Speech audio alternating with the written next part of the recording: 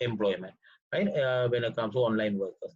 And also, again, the problem will be when it comes to some workers, they don't know, they can't deal with this technology, So then whether the employer can expect them to perform their work by using the technology, right? Online workers or teleworkers and all come under that category. Another issue is now in many places the reduction of wages. In some places the wages are not paid, or in some places the wages have been reduced, right? Reduction of wages. And also another issue may be non-contribution for EPF, ETF, right? Non-contribution for EPF and ETF. Another issue may be when it comes to payment of gratuity, right? The employee should have completed 5 years, whether this period will be considered as a break in their service to qualify for gratuity. So these are some issues that now we have when it comes to the terms and conditions of employment. Then when it comes to the other topic, that is basically about termination of employment. When it comes to termination of employment, right, there are different types of terminations that are taking place now. One is the business is closed, right, closure of the business. But here, actually, in the COVID-19 situation, the terminations are, because when it comes to the employees, the employer can terminate an employee if the employee has committed a serious misconduct. That is disciplinary termination.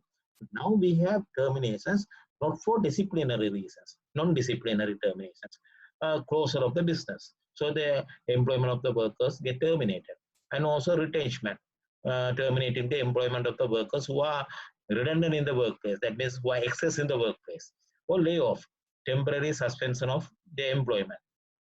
So these types of terminations are taking place. And also sometimes in some places the vacation of post. So there are cases, the employer has asked the workers to report to work, but because of curfew pass or non-availability of transport and all, they are not reported, and the employer has issued the letter of vacation of post. So these are some labor issues that we have, termination of employment. And also at the same time, now there are some emerging contracts now, basically emerging contracts in the sense the new forms of employment. But when it comes to the new forms of employment, now we have online workers, and also now in many companies actually they have the system of delivering the goods, right? So then when it comes to these people who are delivering the goods and all, their products and all, whether they are employees, so that there are new forms of employment also now emerge. And also now even sometimes they may work on this modern technology that is basically based on digital platforms, right? So whether when it comes to these arrangements, whether these people, they will be considered as employees. So for an example, right, so when it comes to these the workers who work online, right, online workers, and also the delivery persons who are employed by various employers now in the current situation. Even there are employees who work using the digital platforms to work through apps and all. Whether they are employees, if they are employees, they will come under employee-employee relationship. But these are new emerging forms of contracts of employment. So these are the issues that we have. So when it comes to the legal aspects, so I will go one by one, right? So I think I have another 20 minutes, right? But thereafter, I will receive the questions from you. When it comes to the contract of employment, right? So I said, when it comes to certain contracts, so we will say the contract is for 1 year period. Now the employee has completed the work for 9 months. So, but when it comes to the other 3 months, he could not work because of the curfew, we will say, right? So now what will happen to that contract, right? When it comes to that situation, right? I would say there is a legal term called the contract is in abeyance. The contract is in abeyance. Abeyance means the contract gets suspended temporarily, right? The contract gets suspended temporarily. So that is called contract in abeyance. So once the situation comes to normal, then the employee can work for the other balance 3 months period, and the employer will have to provide the employment for that period. So that is contract in abeyance. That means temporarily suspended. There could be another situation. Some people argue when it comes to certain types of employment, right? So hereafter you can't continue the employment. We have to consider that employment has come to an end by frustration.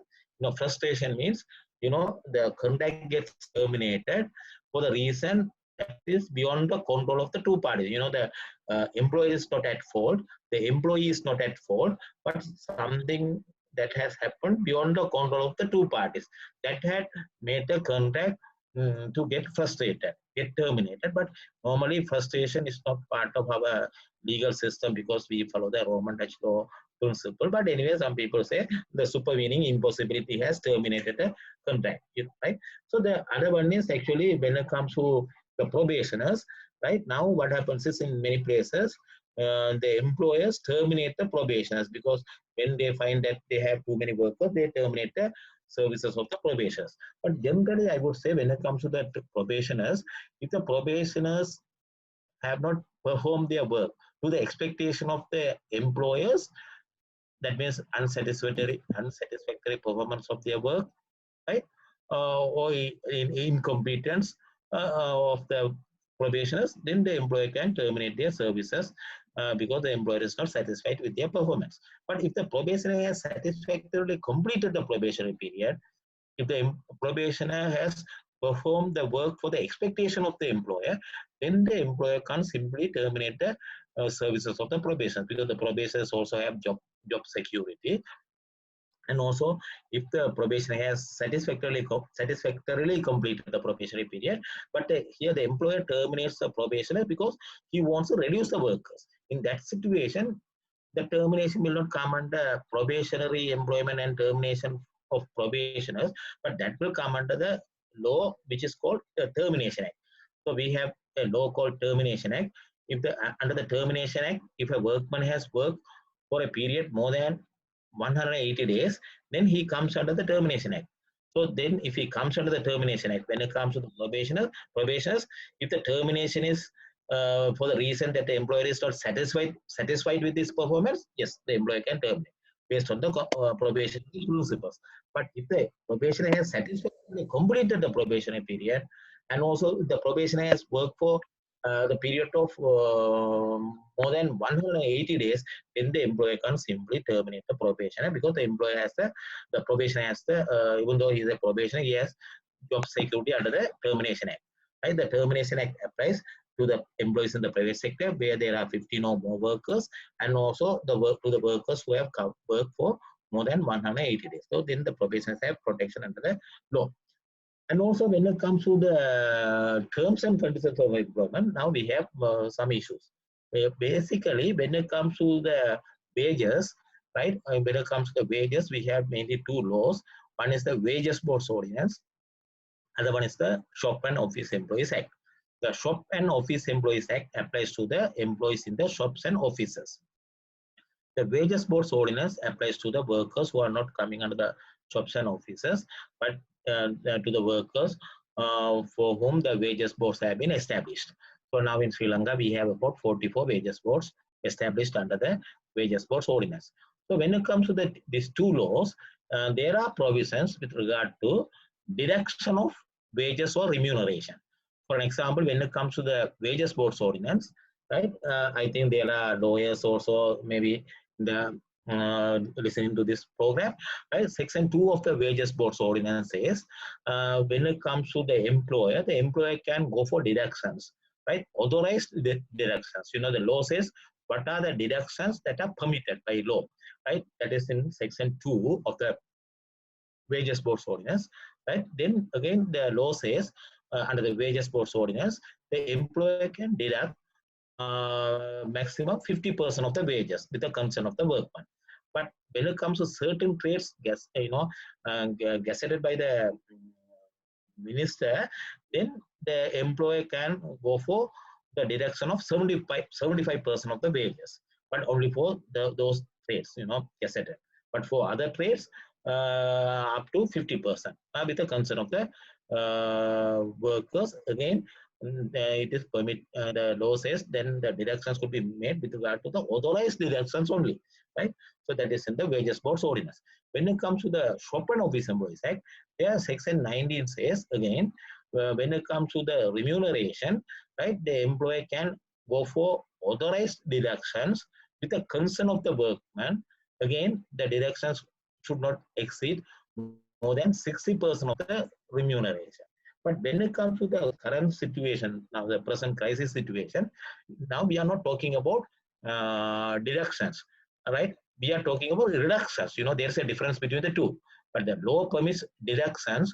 But here now we have the situation of reductions of the salaries or non-payment of the wages and all.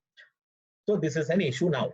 Again, when it comes to the EPF, ETF and all. So, right, when it comes to EPF, you all know, right, the employer should contribute for EPF based on the earnings, right? The 12% the employer should contribute, and the 8% should be contributed by the employee. That should be deducted by the employer, and that should be sent to the particular fund. But here, since the issue will be whether the employers are contributing, because the one thing actually there should be the wages or the remuneration, right? Basically the earnings, then this contribution should be made. And also another issue will be, right, when it comes to gratuity, basically the employee will have to work for basically a 5-year period. In a workplace where there are 15 or more workers. It is in Section 5(1) of the Payment of Gratuity Act. So now the issue will be whether when it comes to this period now, the period that they are not going for work. But anyway, when it comes to the workers, if the workers are in preparedness and if the workers have the willingness, then we can't say the workers are not coming for work. But here the, the, the workers are willing to come and work. They are prepared to come and work. But so then when it comes to that situation, whether we can say that there will be a break in their service in gratuity, because for gratuity the worker should have completed 5 years of service. So whether this period will be considered as a break. Again, there is another issue that was basically about termination. When it comes to termination, I would say, right, when it comes to termination, I would say there is closure of the businesses there. That is, employer has closed down the business. The other one is when it comes to the employers, retention. Retention means terminating the employment of the workers who are excess in the workplace, who are redundant in the workplace. For an example, say I have 150 workers. Now I think 75 workers are adequate enough to perform the work there. So then what will happen is I will terminate the employment of the 75 workers who are excess in the workplace. That is termination. Then thereafter, another one is basically, I think we have another 9 minutes more. So then the other one is, that one is closure of the business. Other one is retention, terminating the employment of the workers who are excess in the workplace. Other one is layoff. Layoff means temporary suspension of employment. So basically, the employee may say, okay, you don't come for work for another 3 months or 4 months. That is temporary suspension of employment. So there are three situations I mentioned. One is closing the business, right? So now when it comes to certain types of businesses, they are closing down the business, mainly in the tourism industry, right? So in so they close down the businesses, all right? So when it comes to closure, the employer is closing down the business. When it comes to retention, the employer terminates the employment of the workers who are excess in the workplace. When it comes to layoff, that is basically temporary suspension of employment. That means the employer tells the workers not to come for work for another 3 months or 4 months. That is layoff. So when it comes to these three types of terminations, we consider them as non-disciplinary terminations. When it comes to non-disciplinary terminations, now we have a law called the Termination Act.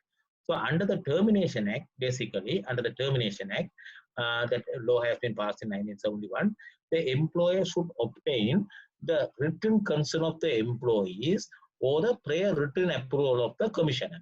So without one of the two, the employer can't close down the business, or the employer can't terminate the employment of the workers who are excess in the workplace, or that means the employer can't terminate the employment and reduce the workers, or the employer can't go for layoff. That means temporary suspension of employment. So these three come under the non-disciplinary termination. So when it comes to these three types of non-disciplinary termination, we have this law, the Termination Act. So the Termination Act applies to the private sector where there are 15 or more workers, and if the workers have completed the period of more than 180 days, then they all come under the Termination Act. So basically, they have the job security under the Termination Act, right? So then actually, when it comes to the other issue, in some places they issue vacational posts. You know what happens is they inform the workers, right, to report to work, or sometimes they even send the curfew pass and all.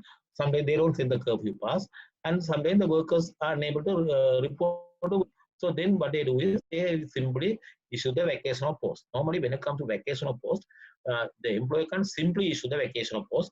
Basically, there should be two things. One is the worker does not come to work beyond reasonable period of time, or the time period mentioned in the letter of appointment.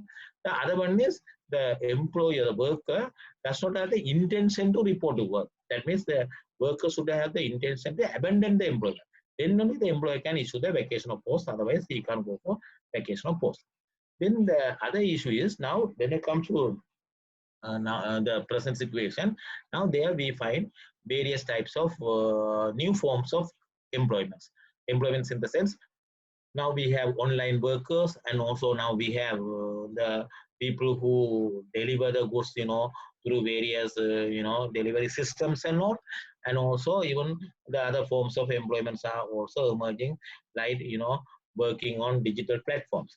So then here the issue will be, when it comes to these new forms of employments, whether there is a employer-employee relationship, right? Whether these people, the people who come under the new forms of employment now, right? As I said, online workers, and also the workers who work as delivery persons and all, through various systems that we have, and also the people who work on the digital platform using these apps and all.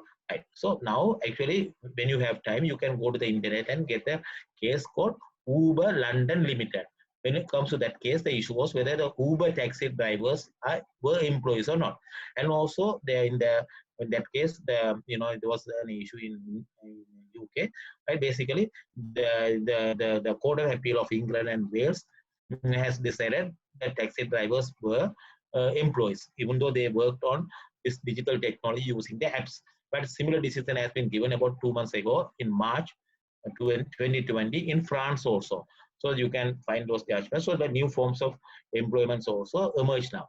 So now, actually, when it comes to the present situation, now because of this crisis situation, now there's an understanding. I said, the state is involved, employees are involved, and the employees are involved. So now, basically, there is a proposal which has been agreed by all the stakeholders, by the employers, by the trade unions, by the employers trade unions, and by the cabinet, and also the National Labour Advisory Council. All have agreed for that proposal. The proposal says, right, this is some sort of understanding among all the stakeholders. So number one, it says, because of the crisis situation, COVID-19 situation, the jobs should not be terminated. The jobs should be retained by the employers. So that means the employers should not go for termination of their employments. So that is number one, right? The jobs should be retained. Another one is, if the employers can employ certain number of workers, the employers can employ, and having the social distancing in their mind, right, or having some other mechanisms or methods, the employers can continue to employ those people, right? That is number two. Number three, if the employees or the workers at home, right, without going for work, then when it comes to the wages during this period, so this understanding says, right, the employers will have to pay, right, the employers will have to pay, right, at least 50%, 50% of the basic salary, 50% of the basic salary, or 14,500, or 14,500, whichever the highest, right? 50% of the basic salary, or 14,500, or whichever the highest, right? That should be paid. But if the employers have any problem or difficulties and all, any issues with regard to these payments, they have to consult the commission. And also, these payments will be for May and June 2020. And also by end of June, so this proposal, what has been agreed will be revisited and reconsidered, right? So this is some sort of arrangement now what have reached or have reached. So, right, so now if you want, I can repeat again, right? One is to retain the employments. That means not to terminate the employments and all because of the present situation, and to employ the people who could be employed by having the roster system or by various methods and all. And also, if the workers do not come for work and stay at home and all, to pay their wages on the basis of 50% of their basic salary or 14,500, whichever the highest, and also to make contribution for EPF ETF, right? Make contribution for EPF ETF, right? 50% of the basic salary or 14,500, whichever the highest to be paid, and also the contribution for EPF ETF also should be made. But the other one is if the employers have any issues, they can consult the commissioner. But these payments are for May and June, right? And also by end of June, this procedure or this proposal will be reconsidered, right? So this is the understanding that they all have reached by now, because when it comes to the present situation, actually we have to consider the interests of the employers, the rights of the employers, and also the rights of the interests of the employer, because we have to protect the rights of the workers. At the same time, we have to protect the business also, because these two things should be balanced, right? So these two things should be balanced. So now I think now when it comes to the time, I think it says I have time less than 1 minute. But anyway, most of the things have been covered, right? So right, so now one thing we have to have in mind, right?